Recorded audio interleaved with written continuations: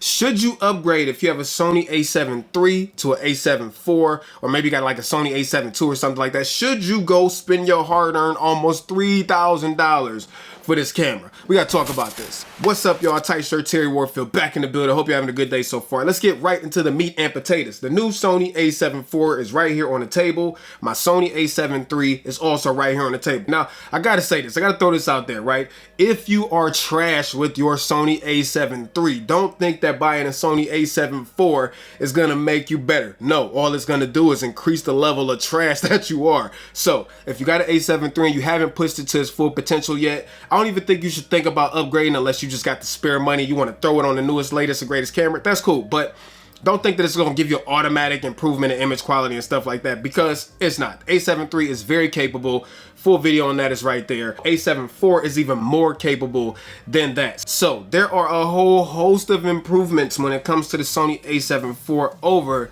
the A7 III. All of those improvements I'm not going to talk about because honestly we'll be sitting here talking for 30 minutes. So I'm going to talk about the 10 things that are most important to me and the reason why I'm absolutely grabbing the Sony A7 IV, and maybe those things will be the same for you. If not, hey, it's a bunch of reasons out there. The first reason on my list to upgrade to the A7 IV over the A7 III would be the flip out display. Now this is a flip out, fully articulating joint. I could go through, I could touch it, it's quick, it's easy to use, and this is a huge welcome change. In addition to that, the EVF is upgraded to a 3.68 million dot EVF. It's not as good as the, Sony A7S III or Alpha 1, but it is better than the A7 III, and the rear display is now I think 1.03 million dots or something like that, some number like that. Now let's move on to number 2, 33 megapixels. So let me put this sensor right in your face, right? It's the same type of sensor that the A7 III has. So backlit CMOS sensor, 33 megapixels versus 24 megapixels. Now, the A7 III can pump out some fantastic photo quality. Honestly,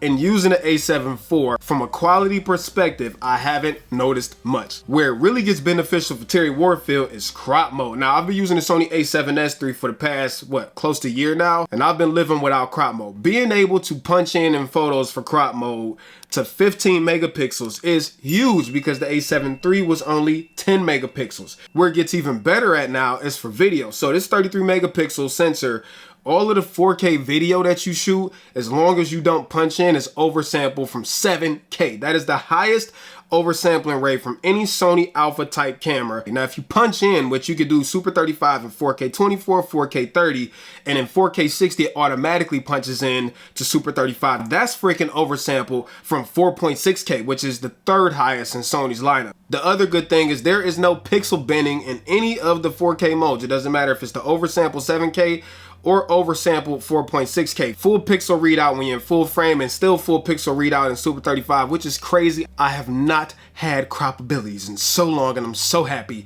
to have it back in my hand. So useful. Number 3 is the advanced video options that the A7 IV has over the A7 III. 10-bit is huge. A lot of y'all don't understand the benefits of 8-bit versus 10-bit. Just know, without getting into all of the science and all that stuff, it is way more color detail, and that really benefits itself when you want to go do color grading, or when you have to work with, color grading the sky and stuff like that. In addition to that, 422 chroma subsampling, all of that stuff is done right in the camera in all picture modes. The only mode that 422 chroma subsampling is not available in is 1080p 120 frames a second. That is still limited to 8-bit 420. Now, obviously, the A7 IV does not go up to 4K 120 frames per second like the A7S III does, so just know that. And 4K 60 out of the A7 IV is in Super 35. It is not full frame, whereas the cameras like the Sony A7S III can do 4K 120 full frame. Hey, lower megapixels to work with, it can push out more frame rates. Okay, that's basically the gist of it, so don't feel ripped off. But the A7 IV can do long GLP formats, intro formats, all of those with full autofocus, full-time real-time tracking, all of that stuff in the A7 IV. Huge upgrade from the Sony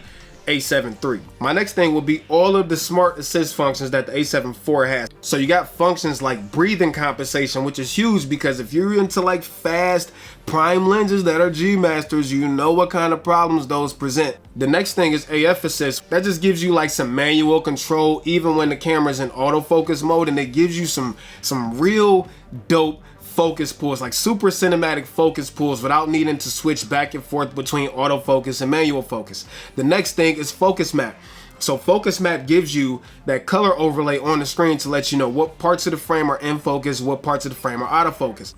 In addition to that, you got the improved stabilization, you got the active mode, you got catalyst browsability because it records all of the gyro data, and that is just, you know, it's a huge upgrade over the A7 III. Next thing, live streaming. Being able to have a built-in menu in the camera to configure live streaming on top of being able to record that to an SD card at the same time for streamers is freaking huge. The next thing that I'm super hyped about is having a much faster processor and a much bigger buffer. This is huge for people that do like sports photography, wildlife photography. The A7 III was not a slouch, but you could definitely see how slow it was, especially when it's writing to memory, right? Well, the A7 IV has the new BIONZ XR chip in it. Buffer performance is way better. If you use the CF Express Type A, you can shoot over like 800 pictures in uncompressed RAW plus JPEG, so much better. And then like the menu responsiveness of the A7 IV is just so much faster. It's really a breeze to use. It does not get in your way, whereas the A7 III,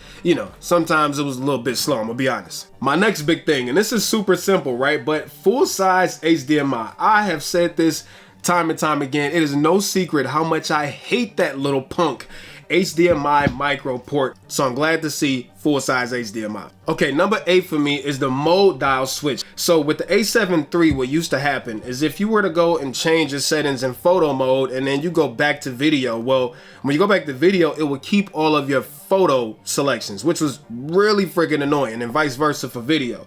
Well, with the A7 IV, what makes this so dope is, let's say I go to photo mode.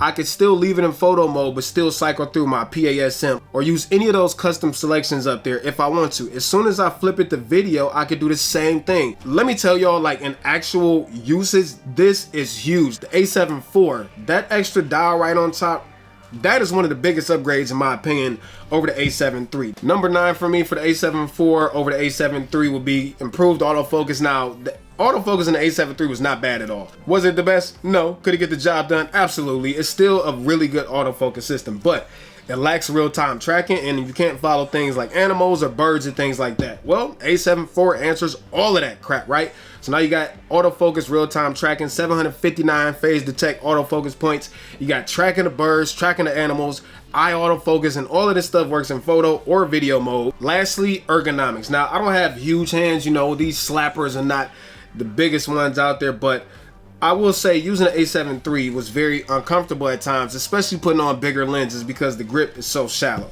So if you swap that out with the A7 IV, it's a much more substantial body. It's the same body from the A7S III Sony A7IV. Grip, much better. I can fit all 4 fingers on one grip with this camera. Whereas the A7 III, if you don't have a grip or anything, your pinky kind of hangs off on there. I keep saying this over and over. A7 III is still a fantastic camera if you can't afford or you don't want to spend all the money on an A7 IV. Because like I said, let's be honest, not everybody needs an A7 IV. The A7 III to a lot of people is still going to be a huge upgrade from the camera that they have. So here's the thing. If you want the latest and greatest that Sony has to offer, I didn't even cover a whole lot of stuff that is introduced with the A7 IV. But if you have an A7 III and you feel like you're at the limits of it and you want more out of a camera, then absolutely, if you can afford it, go with the A7 IV. It is an all-around upgrade in every single department. If you have an A7 III and you don't have the extra money to upgrade to the A7 IV, and the A7 III is making you money or is serving its purpose, then don't feel like you need to upgrade to the A7 IV. That extra money could be invested in things like lenses, lighting, microphones, etc. I'm gonna be honest, probably for 98% of content creators, photographers, and people who make short videos without using cinema cameras and stuff like that, this is the camera to get. Let me know what y'all think about this topic in the comments. I'm gonna be down there kicking it with y'all, and I think I'm gonna get out of here. So till next time, I'm out of here. Piece of chicken grease, Terry Warfield. Peace!